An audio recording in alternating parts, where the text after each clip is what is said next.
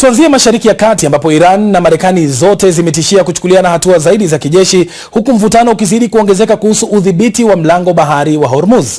Kwa siku ya 5 mfululizo, Marekani ilishambulia vituo vya jeshi la Iran pamoja na eneo la pwani karibu na mlango bahari wa Hormuz. Maafisa wa Marekani wanasema kuwa walichukua hatua hiyo ili kuzuia Iran isiweze kufanya mashambulizi kwenye meli baharini, siku moja tu baada ya kuanza tena kuzuia meli kutoka au kuingia katika bandari za Iran. Wakati huo huo, Iran imeendelea kulenga kile inachosema kuwa ni vituo vya kijeshi vya Marekani katika eneo la Mashariki ya Kati. Picha hizi zilizotolewa na jeshi la Iran hii leo zinaonyesha wimbi jipya la makombora. Bahrain na Kuwait zinasema zimeanasa makombora hayo. Iran imeonya kuwa inaweza kuzidisha mashambulizi yake hadi kwenye njia za usafirishaji wa mafuta na gesi, naye Rais Trump ametishia kile alichokiita kuondoa viwanda vya umeme na madaraja yote ya Iran wiki ijayo iwapo Tehran haitarejea tena kwenye meza ya mazungumzo. Mwandishi wa BBC Barbara Plett-Asher na maelezo zaidi. Hapo awali alitishia kufanya hivyo, kuangusha madaraja na mitambo ya umeme ambayo inapaswa kutajwa kwa uhalifu wa kivita ikiwa kwa kweli itatokea. Je, kuna mazungumzo yoyote? Haiko wazi kabisa.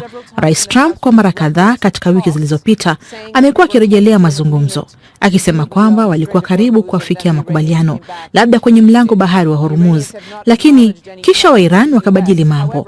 Hata hivyo, tunajua kwamba Waomani na Wakatari ambao wamewahi kuwa wapatanishi wamekuwa wakizungumza na Iran na labda hata na Marekani. Kwa hivyo inawezekana kwamba kumekuwa na mazungumzo ya kujirudia, ila hakuja kuwa na matokeo.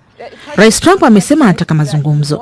Anadhani mazungumzo yataanza tena, pamoja na mambo mengine ambayo alisema kama vile kuanzisha tena mashambulizi ya kijeshi na vizuizi vya bandari.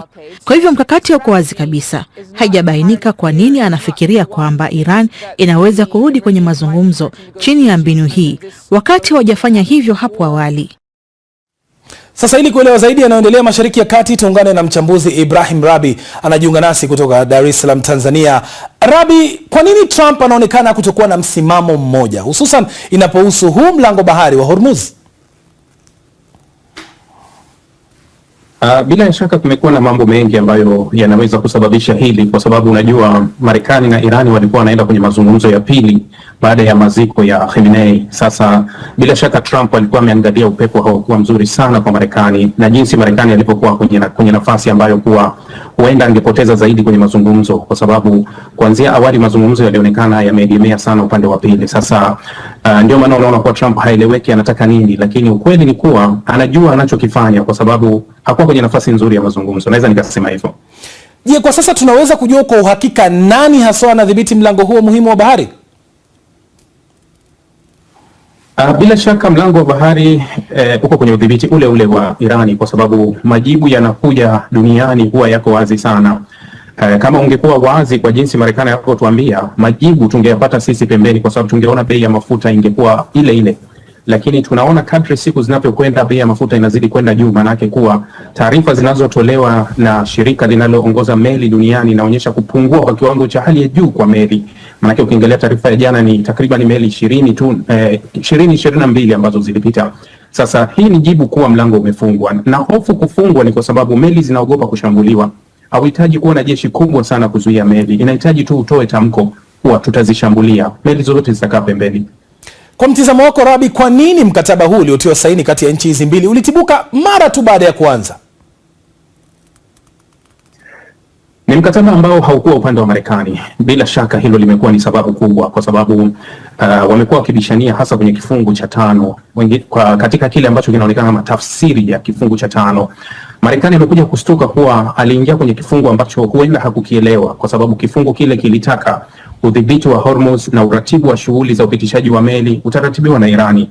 Sasa Marekani akaanzisha njia mpya kwa upande wa Omani, na ndio hapo vurugu ilipoanzia. Lakini baadaye Marekani wakaja kusema kuwa Irani walitafsiri vibaya kifungu hicho, hakikuwa kimewapa mamlaka ambayo walikuwa wamefanya. Lakini ukweli ni kuwa wakati wa haya makubaliano na Irani alipoanza kuratibu shughuli za upitishaji, Irani alikuwa anafanya mpango wa kujimilikisha Hormuz kabla ya mazungumzo ya mwisho. Nadhani Marekani ndio akaona kuwa aharibu kabisa huo mchezo, kwa sababu hapakuwa na njia yoyote hata baada ya siku 60 kama Irani angeiachia Hormuz, lakini alikuwa anajijenga kupitia Omani ili baada ya mazungumzo awe mmiliki kabisa wa moja kwa moja wa Hormuz.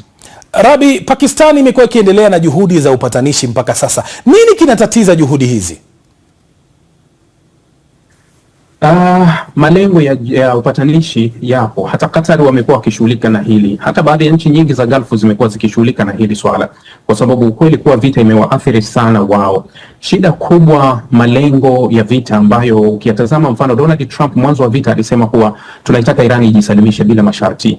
Matokeo yake alikuja kukaa kwenye meza na Iran kupatana nayo katika nchi ambayo alitaka impigie magoti. Sasa malengo mengi hata ya kwenye MOU hayako au hayawapi uwazi huo ushindi ambao wanautaka. Kwa hiyo ndio maana unaona kuwa mambo hayaendi sawa, kwa sababu kuna wakati Marekani na Israeli wao wanatafuta wayapate yale ambayo hawakuyapata kwenye uwanja wa vita, waje wayapate kwenye meza. Hapo ndio ugumu unakuja. Na Irani kwa sababu wanajua kuwa wana mchezo ambao wameucheza vizuri kwa kudhibiti Hormuz, njia kubwa ya kimkakati, na wameapa kuwa hawatoiachia. Ndio maana tunaona haya yanatokea, kwa sababu kila mmoja anajua wapi anaweza kumshika mwenzake ili mwenzake akubaliani na yeye. Sasa kando na haya, kwa kifupi, vipi kuhusu mpango wa nyuklia wa Iran ambao Marekani na Israel hawautaki? Katika MOU ya vifungu 14, mpango huo uko mwisho kabisa. Kwenye vifungu vya 13 na 14 umetajwa pia kuwa Irani haitokuwa na nyuklia, na hilo walilizungumza kuanzia awali. Kwa hiyo hilo swala si gumu sana. Nadhani ziara ya Netanyahu hizi siku mbili zijazo kule Marekani itakuwa na kazi ya hilo swala. Wanataka kiwekwe kifungu ambacho kiko wazi, kwa sababu ndani ya MOU kuna vitu vitatu havikuwekwa ambavyo Israel anavitaka, hasa kwenye swala la nyuklia kuwa wazi, lakini makombora ya Irani na pia kuhusu washirika wa Irani, yani proxy, hawakuwekwa kwenye MOU. Ndio hapo Israel anaona kuwa haya makubaliano hayajakamilika. Malengo ya upatanishi yapo. Hata Qatar wamekuwa wakishughulika na hili, hata baadhi ya nchi nyingi za Gulf zimekuwa zikishughulika na hili swala, kwa sababu ukweli kuwa vita imewaathiri sana wao. Shida kubwa, malengo ya vita ambayo ukiyatazama, mfano Donald Trump mwanzo wa vita alisema kuwa tunaitaka Iran ijisalimishe bila masharti. Matokeo yake alikuja kukaa kwenye meza na Iran kupatana nayo katika nchi ambayo alitaka impigie magoti. Sasa malengo mengi hata ya kwenye MOU hayako au hayawapi uwazi huo ushindi ambao wanautaka. Kwa hiyo ndio maana unaona kuwa mambo hayaendi sawa, kwa sababu kuna wakati Marekani na Israeli wao wanatafuta wayapate yale ambayo hawakuyapata kwenye uwanja wa vita, waje wayapate kwenye meza. Hapo ndio ugumu unakuja. Na Irani kwa sababu wanajua kuwa wana mchezo ambao wameucheza vizuri kwa kudhibiti Hormuz, njia kubwa ya kimkakati, na wameapa kuwa hawatoiachia. Ndio maana tunaona haya yanatokea, kwa sababu kila mmoja anajua wapi anaweza kumshika mwenzake ili mwenzake akubaliani na yeye. Sasa kando na haya, kwa kifupi, vipi kuhusu mpango wa nyuklia wa Iran ambao Marekani na Israel hawautaki? Katika MOU ya vifungu 14, mpango huo uko mwisho kabisa. Kwenye vifungu vya 13 na 14